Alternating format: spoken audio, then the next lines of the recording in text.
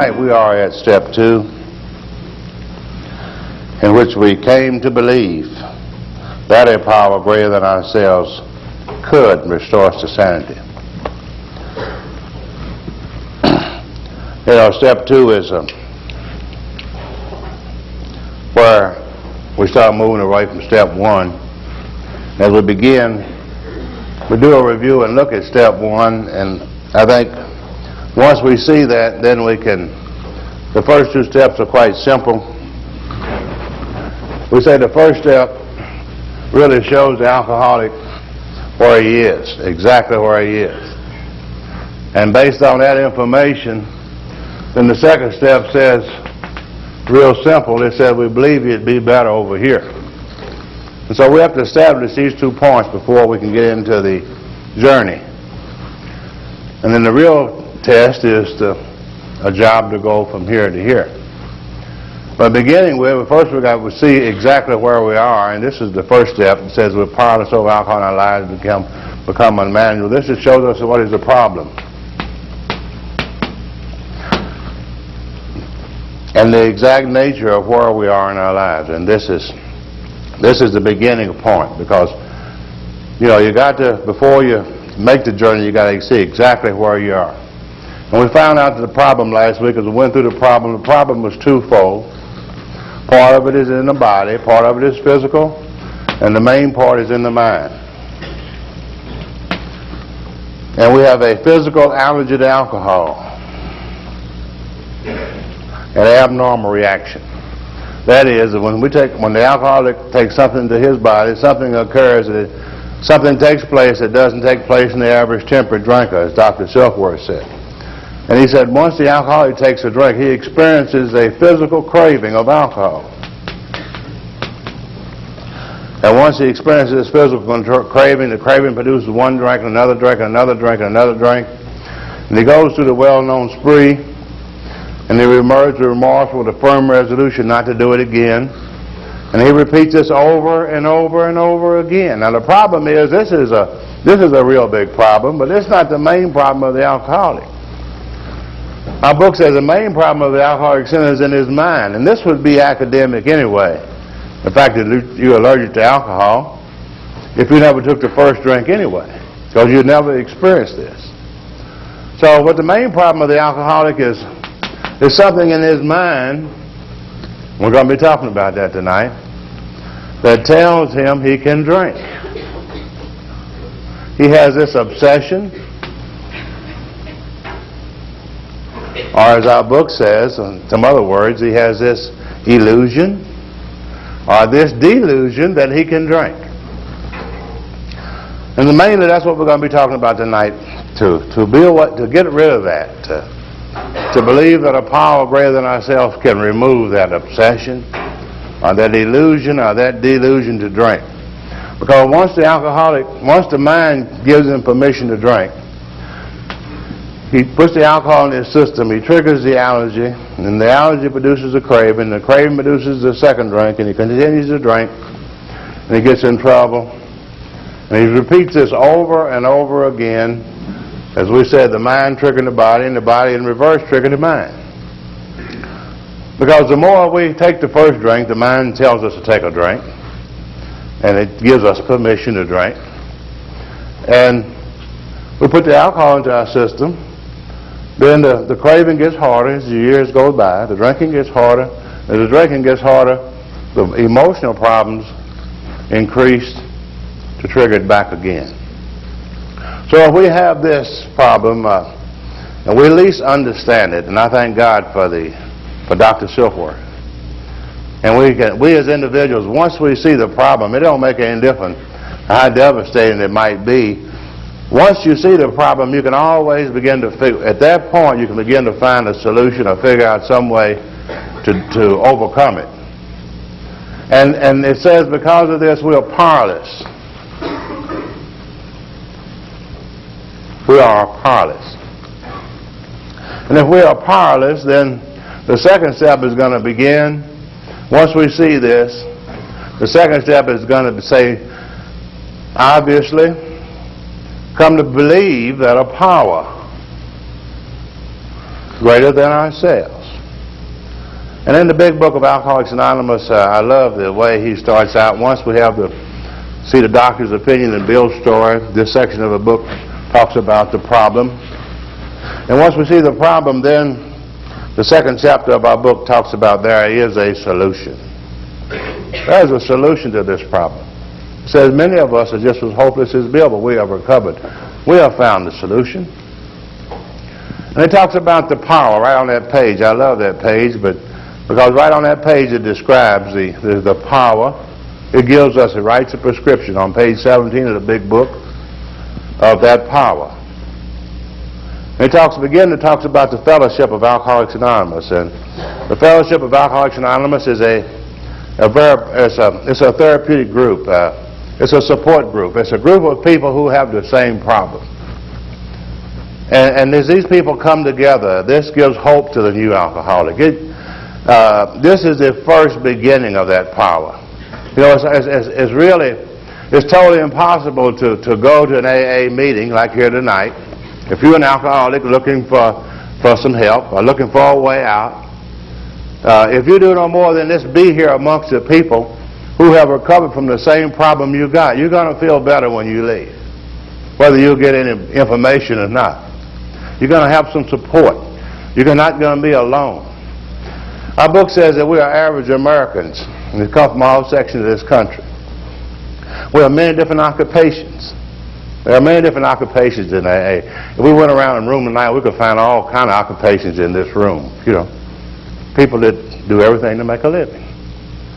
There are many different religions, different social backgrounds, different economic backgrounds. We here in this room tonight are normally people that should not mix, our book says. You know, alcoholics, AA is made up of the most mixed up group of people in the world. You know, there are all kinds of people in here. You know what I mean? We come from different races, different backgrounds. We should not have even known each other. We really have nothing in common but one thing. We're normally people that should not mix. But amongst us, there is a fellowship and a friendliness and understanding that is indescribably wonderful. We're very close. And our book explains this, the fellowship, that he says we are like the passengers on a great liner. And when this book was written, this was very timely, because this is the way we travel to Europe. This is a parable that teaches us what we're all about. And on these great ocean liners, as they travel across the ocean, and as we were traveling across the ocean of life, you know, we were all doing our thing. Everybody was doing his thing. The doctor was doctoring, the lawyer was lawyering, the painter was painting. We were all going through life doing our thing. We should have never met. Just like the people on the great ocean liner. It says from the steerage to the captain's table. Well, that guy was down there in the steerage section. In the steerage section of the vessel, that's the cheapest way to travel. That's where the immigrants and the people didn't have much money. The people in the steerage section had the wrong economic background. And some of them had the wrong religion. And those people, the only thing they had down there was, you know, they probably had cots and bunk beds to sleep in, and they had meals brought to them, but accommodations weren't too good. Now, as you came on up on the vessel, when you got onto the uppermost decks, where they had the fine staterooms and the beautiful dining rooms, the people in there, they had the right money, they had the right religion, they had the right social background, and if they could sit at the captain's table. And the captain had a huge table, and the best people sat at the captain's table. Now, there was a long way between the captain's table and the steerage section. And that's the way we were as we journeyed through life. We should have never met, but in a moment of disaster, and I always think about the Titanic that night, when they hit that iceberg, and when that guy from the captain's table and that poor guy from the steerage section, when he got out from down there, it took him a long time. When they jumped overboard, when they hit that ice water, they had something in common. They had a common problem. You know, and they came together as friends, you know, to save their lives. You know what I mean?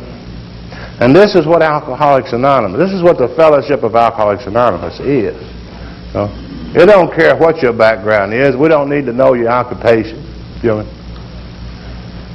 But if you're an alcoholic and you have suffered alcoholism, you have a ticket. You have an admission to the fellowship. You're a part of the group. You don't have to do nothing else. You paid a good price. You paid a good price.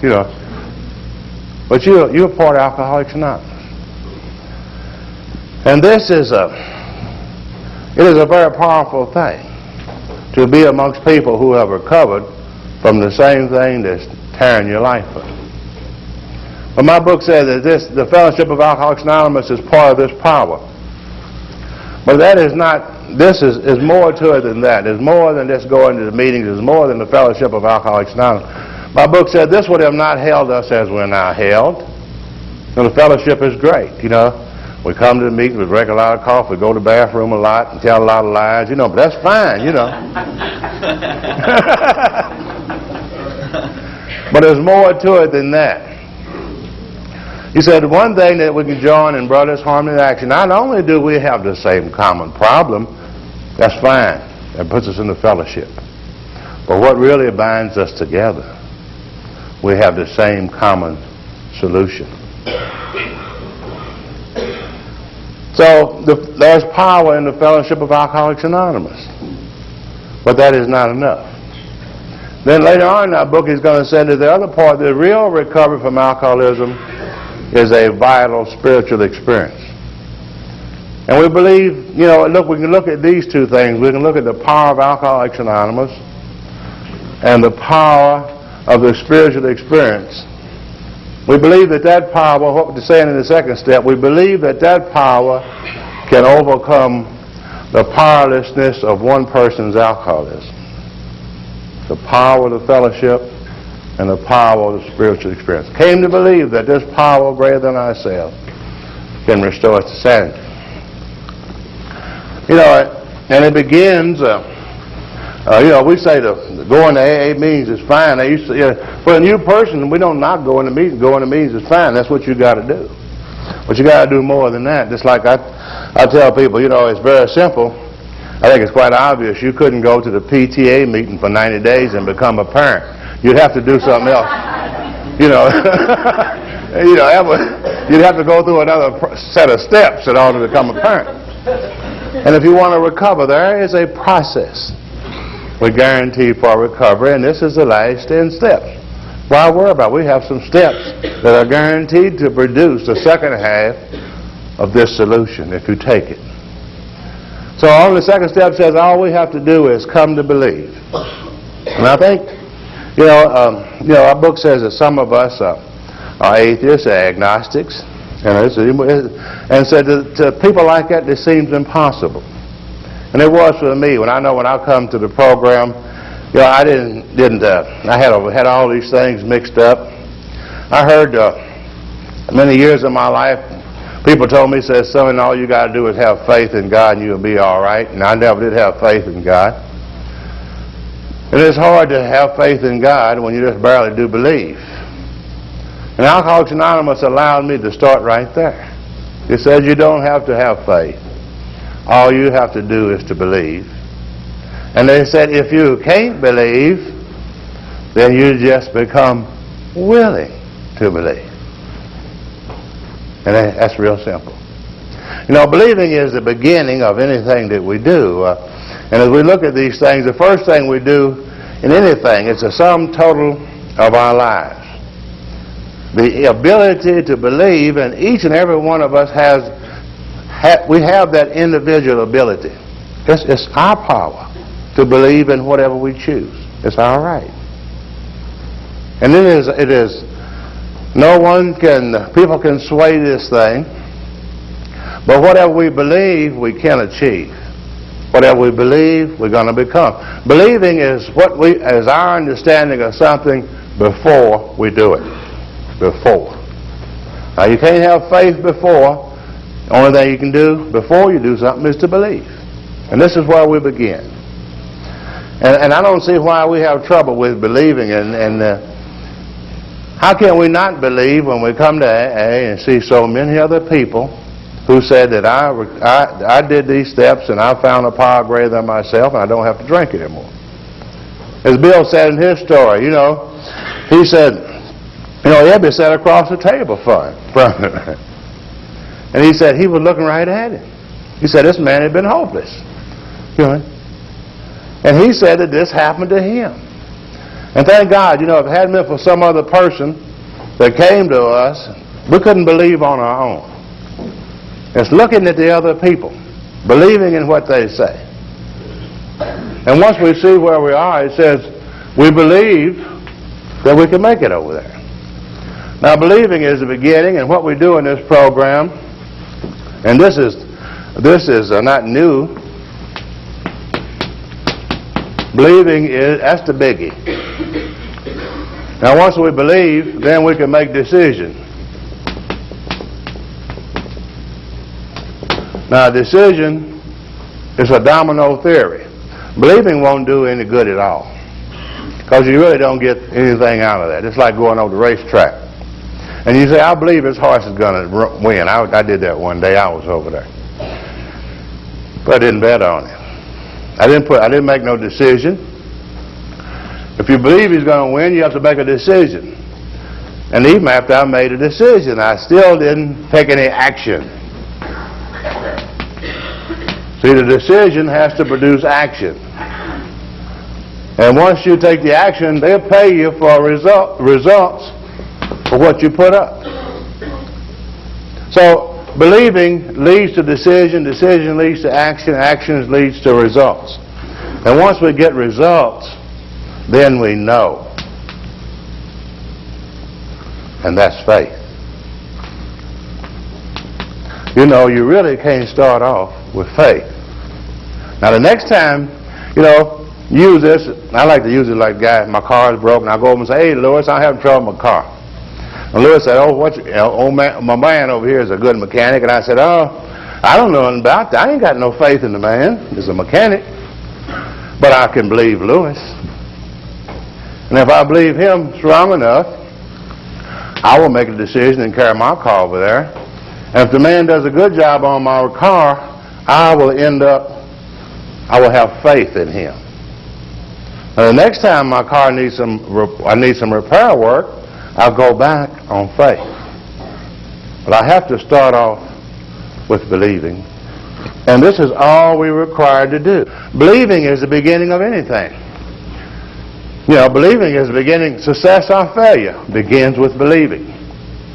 And if believing is a power that we all have. And sometimes we'd be better off if we didn't have it.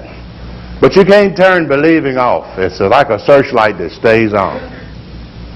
And if you believe wrong, you're going to get in trouble. If you believe right, you're going to be successful. If you believe failure, you're going to fail.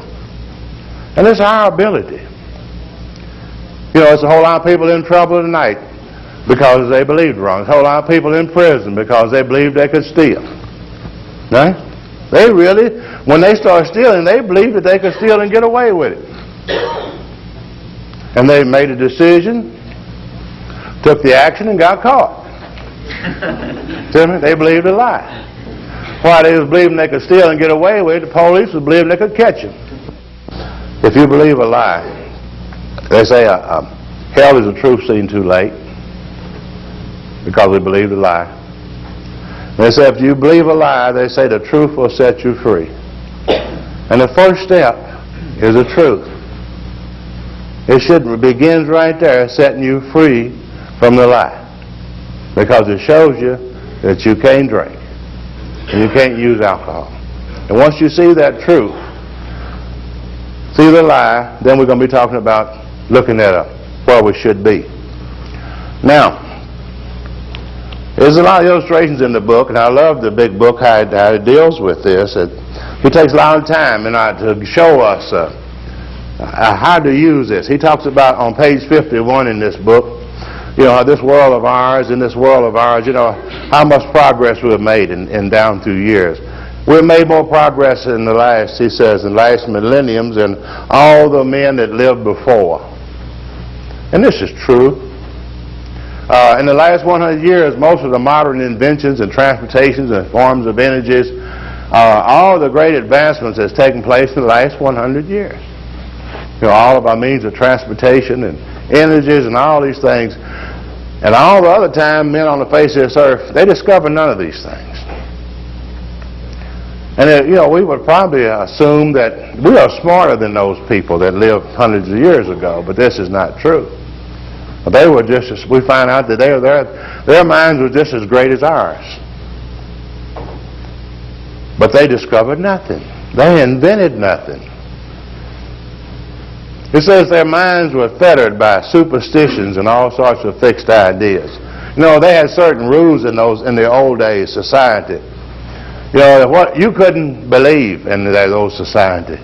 You had to believe what everybody else believed. You couldn't do nothing new. 300 or 400 years ago, if somebody saw you going down through town with some wires and tubes and things, and you say, "What are you doing?" "I'm making a television." They say, "What's that?" "Well, it's going to show a picture." Boy, they'd cut your head off. It wasn't too many years ago that we were burning people at the stake because they chose to believe different. You had to believe like everybody else. You couldn't believe different. And about the only way you can change in life is you have to believe different. And surely, if you're here tonight, if you can't keep believing the way you are and make any changes. Because whatever we believe, we become. And if we're going to change, we have to believe different. Our book says some of the contemporaries of Columbus, and that's one of my favorite guys. Boy, I was thinking about him last month, Columbus Day. I think we ought to celebrate his day because he's a typical alcoholic. Columbus, the people in Columbus Day, they said the world was square, right? Now, we know he was an alcoholic because nobody but an alcoholic could believe against everybody in the world. You got to be hard-headed to do that. Against everybody else says square, and this one little drunk said it's round.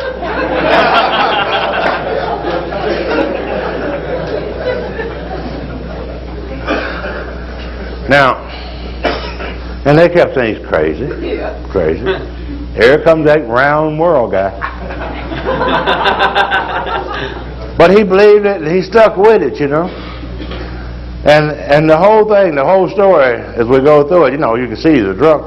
Who else but a drunk would say something like that? They asked him, "Where are you going to Columbus?" He said, "I'm going east by sailing west." Now that's a drunk statement, isn't it? Ain't no way you can go east by sailing west. And when he left, he didn't know where he was going. That's a drunk. When he got there, he didn't know where he was. And when he got back, he didn't know where he'd be. But what really made him an alcoholic, a woman financed the whole trip,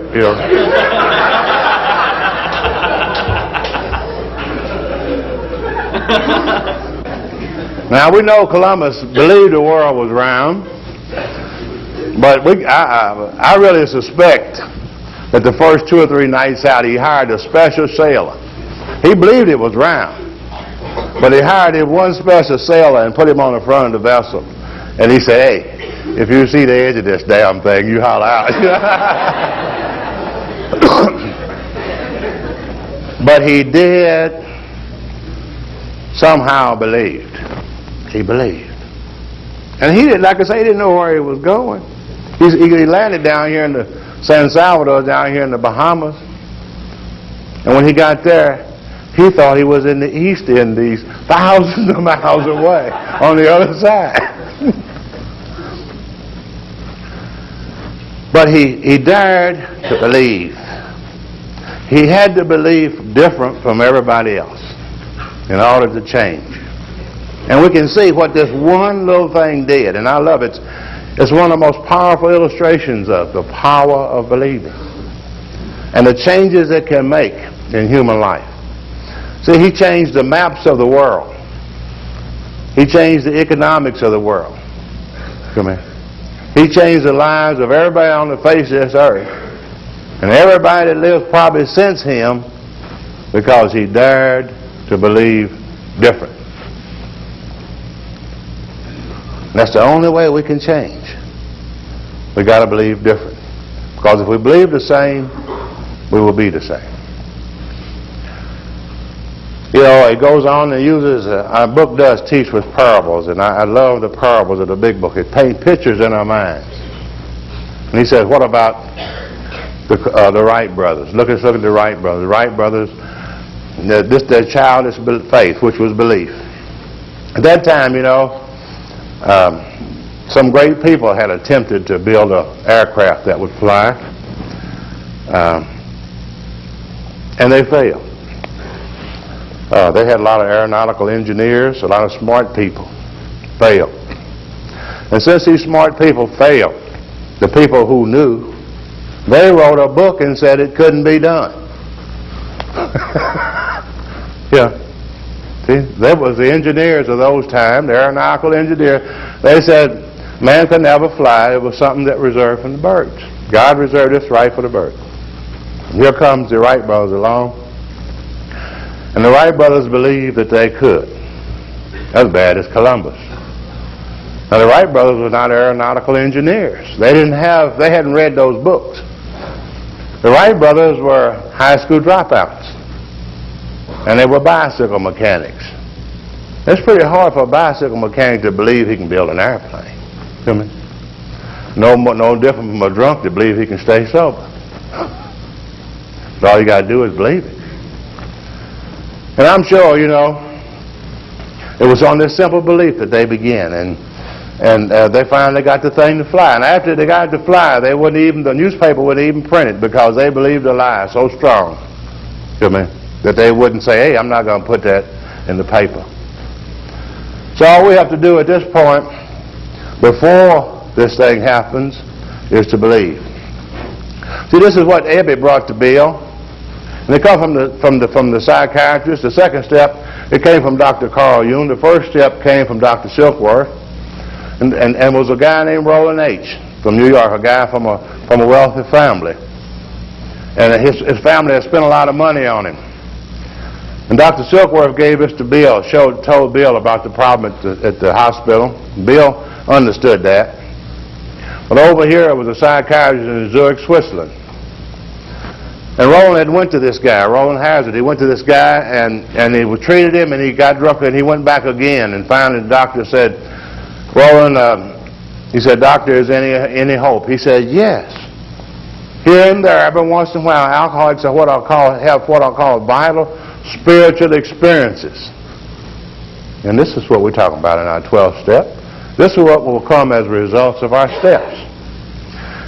And he said, Roland, I've been trying to produce these things in you, but I've never been successful with an alcoholic of your type. And of course, quite naturally at that time, you know, the Oxford groups was a great movement across the country. People were involved in this, and this is where a lot of this was taking place. So Roland came back, and he got in the Oxford groups, and by practicing their principles, which basically became our recovery steps, he had this thing happen in his life. Now, he heard about a guy in jail, another drunk named Ebby.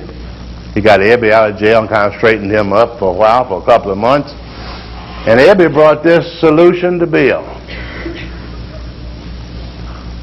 He told him, he said, by practicing these little principles in the Oxford groups, I have recovered. And so this came to believe that a power, this was where it came from. It came from Dr. Carl Jung. It came back from Roland to Ebby, and from Ebby to Bill. And Ebby told him, he said, I have been practicing these things, and I haven't had a drink. So, when Ebby walked into his kitchen, these two things met, and Bill not only had the problem, he had an answer. And later on, he was able to write this answer down for us. And this is what, if you are here tonight and you have a problem, there is a solution to it. The power that lies within the fellowship, the support group, and the power of the spiritual experience that will come as results of the last 10 steps in our program will produce a personality change sufficient to recover. And all we have to do is believe. The second part of our step says, believe what? This step is complete. It didn't say we had to believe everything. My God, the God is awesome. We have to believe in one specific area. came to believe that a power greater than ourselves could, didn't say he would, restore us to sanity. Now, boy, I got mad when I heard that. Wait a minute, I ain't crazy.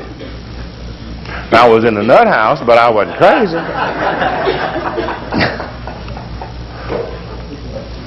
You know, I was telling the guys today about that. I really shudder when I hate to talk about that. There I'm sitting in the nut house. Now, I was the smartest guy in the nut house. You know, and in this particular nut house, we had a lot of mental patients in there, a few alcoholics. Most of them had something else wrong with them. And this guy had been there for 10 or 12 years. He was one of the mainstays of the ward. And I was getting ready to go home, and he said, I want to talk to you. And I said, what do you want? What do you want? You know, they was worse. You can't, it's like a bunch of flies. Get away. Get away. What do you want? And he kept on insisting on talking to kids. And this went on for all that morning, and I said, well, what do you want, man? He said, come here. He did me like this. So I went over and sat down on a little bench we had over there, and I said, what's the matter, man? What do you want? He said, you're getting ready to go home, aren't you? You know, it got around the ward that I was going home. I said, yeah.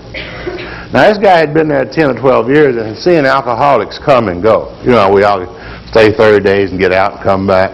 This guy ain't never had an opportunity to get out of there. And he looked at me and he said, Joe, when you go home, if you don't drink no more, you won't have to come back here. Now, this man was crazy. He was a crazy man. See, he could see the truth, and I couldn't. Now, you know, when they didn't say that I was crazy, you know, we talk about the word sanity comes from the word sanitas, which means whole or complete of mind. Yeah. And that's pretty hard to be. When we really think about it, I don't know if anybody is whole or complete at all times. No one is that way. You know? Now, I had a problem with the word insanity. I didn't quite understand it. And, you know, crazy means, if we think about somebody crazy, you know, you might think a guy that's crazy probably has got quite a bit gone. He might be about like that. You know, he's got a lot missing. You know what I mean? He's less than whole. You ain't really ready to get locked up till you get below half, and then they're going to lock you up, you know. But crazy, insanity, so we might say that this guy is insane to a degree, because a lot of his is missing. Now, the alcoholic is not the crazy. It said that in one area, the book said, in all other areas, you know, he's got great judgment, got a great mind. I've never seen a dumb alcoholic. I see him do some dumb things, but I usually see sharp, intelligent people. But when it comes to alcohol, this one little sliver here, something is missing. When we look at our logic or our judgment toward the first drink. Now, our book says the thing that it seems to, we have some failures. We have a bad memory, too, about alcohol. It says, you know, our book talks about this little point, you know, he said the same defense that keeps us from putting our hand on a hot stove. Now, you know, I have been burned by a stove or something. I've been burned by something like that several times. And I remember it. I remember the time I was a kid. And my dad came home from a place where he worked, and they had those, he worked at an automobile place, and they had those great, big, huge Lincolns, you know. And back in those, none of the younger people will remember that. Most of you won't hear. But we used to pull those I would pull that cigarette lighter out. They used to have a wire on the end of the cigarette lighter that went into it. And it was red, and I put my finger on it. I never shall forget. It burned the hell out of me.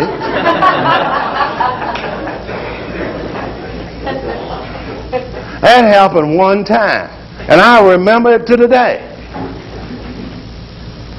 Now that's normal. You're supposed to remember that. But alcohol burned me thousands of times, and I never could remember it. I would say, this time it won't burn me. And it said, restore me to sanity, and sanity is to believe a lie. Whenever I picked up a drink, I believed that I can drink. And my book talks about this strange mental blank spot. Oh, we're fine. Yeah, we can run the show from here to here. But when it comes to that strange mental blank spot, I as an individual, if you're an alcoholic, you are defenseless against that first drink when that occurs. You are defenseless. And what we come to believe that a power greater than ourselves can restore us to sanity. And my book talks about after you work the steps, after the 10th step, it says sanity will have returned. It says we can make sound decisions about drinking. As a result of these steps, we are made whole. But here at the second step, all we have to do is to believe this. Now, it didn't say that the alcoholic is crazy. He ain't all gone. He just ain't all there. You know what I mean? That little piece, when it comes to alcohol, it's got something missing. It would be insane for me tonight to go take a drink. And the only way I could go take a drink tonight is I would have to believe that I can drink. When every alcoholic walks into a bar or liquor store, he believes that he can drink. No, he goes in there and he said, Mister, I'm going to have a good time this time. You know, it ain't going to hurt me. I'm not going to get in trouble. I'm not going to get a DWI. You know, I believe I'm going to just have a drink, have a good time, and go home. And he takes that drink. But then the same thing occurs. And he gets in trouble. Now, the truth is he can't drink. You can't walk in the bar on truth. You can't walk in the bar and say, hey, mister, like I would have to do. Say, hey, mister, I had some of this to drink 24 years ago. I ended up in the nut house like damn near killed me. I lost my job. I almost lost my family. I almost lost my life. How much would you charge me? How much is another bottle of that stuff cost? I want to buy some more of that fun. I would have to be in a strange mental blank spot to do that. So all we have to do here at this point to begin is to believe that this can happen to you. That's all you got to do. You don't have to know it. You don't have to have faith in it. All you have to do is to believe that you can do it. And this is the second step. So the first step tells us where we are.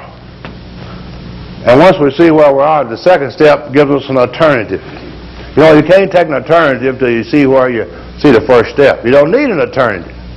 But once you see the vulnerable position as you're powerless, then you can say, I believe I should be over here. And these steps are not any time. This is, like we said, the 12-step plan of recovery is as simple as anybody.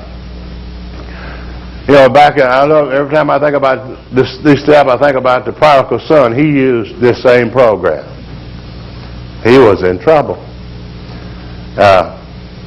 He sounded a little bit alcoholic too. There were three things in that story that were lost. There was a sheep that was lost, and when the sheep are lost, it's not the sheep's fault. Sheep's a dumb animal. And the reason the sheep is lost is that the shepherd lost the sheep. The shepherd lost the sheep because he's the one that watches them, controls them. So he allowed the sheep to get away. And the sheep was lost. And the shepherd went out and found it. That was his responsibility. And this woman lost a coin. In those days, they would sew coins into their hats. And this woman lost one of her coins, and it's like the women that wear them on their wrists. And she treasured this. So she went around the house, and it wasn't the coin's fault. She lost it. So it was her responsibility. She swept diligently until she found it. And then there was the prodigal son that was lost. See, but the prodigal son, didn't nobody lose him. He left on his own. He said, give me, he was waiting to get his inheritance. He said, I want mine now. So he left on his own and got out and had a good time. Said wine, women, and songs. So that sounds like one of us. And he spent all. That sounds like one of us. And he ended up in the pig pen. Golly. That's where I ended up, in the pig pen. All of us got our own pig pens. And he was in the pig pen. He hadn't took the first step. He was going around probably working their day, slapping them hogs, talking about, boy, I'm not ship coming, everything going to be all right. Shucking and jiving himself. You know what I mean? It ain't really that bad, you know. I'm just going to drink a little beer, you know. And one day he was able to take the first step. Thank God. See, the woman found the coin, and the shepherd found the sheep. And the prodigal son found himself. He found himself.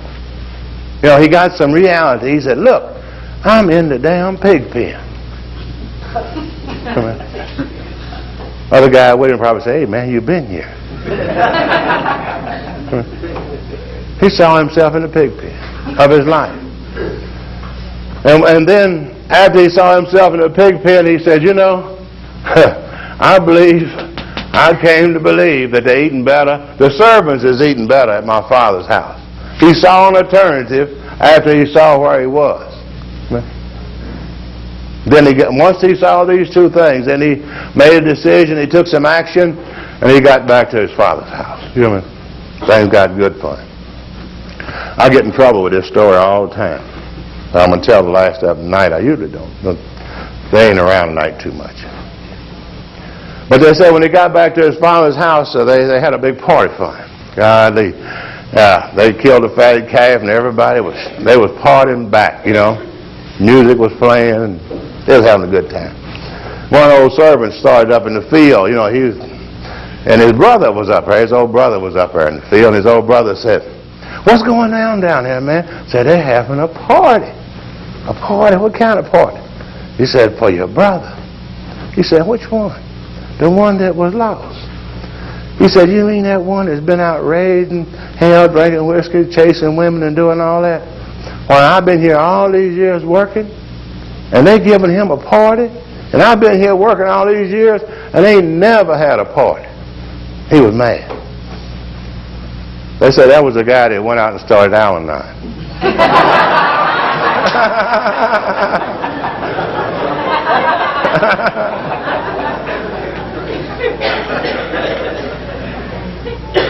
These steps are all the simple procedure. Come in. Once we see where we are, and then we set an alternative, we are powerless, and we believe. It didn't say we know. We believe that this power, and it says we cross over the bridge of reason to the shores of faith. We reason. If it worked for him, I believe it'll work for me. Then if we have these two things, then we can proceed into step 3. And step 3 carries us into how do we get from here to here? 3, 4, 5, 6, 7, 8, 9, 10. These are the steps which we take. This journey from step 1 to step 2. And if we see that where we are, and we believe that this power, we have but 2 alternatives. Life as we've been living it, or life on a spiritual basis. Then it brings us to step 3 next week, which is we ought to make a decision, or to choose which course of action we want. This is our individual decision. But these first two steps put us for the first time in a position of some decision for the first time in our life. These steps give us an opportunity for something better. So next week we'll be at the turning point, and we'll begin with step 3.